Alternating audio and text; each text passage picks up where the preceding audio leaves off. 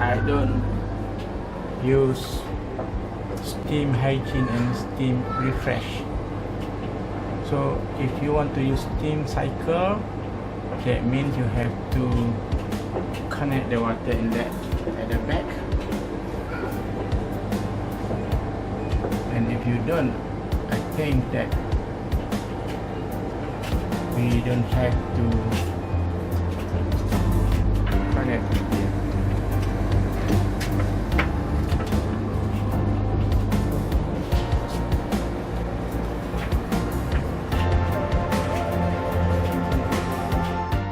Now after it's used, have to clean the lint filter.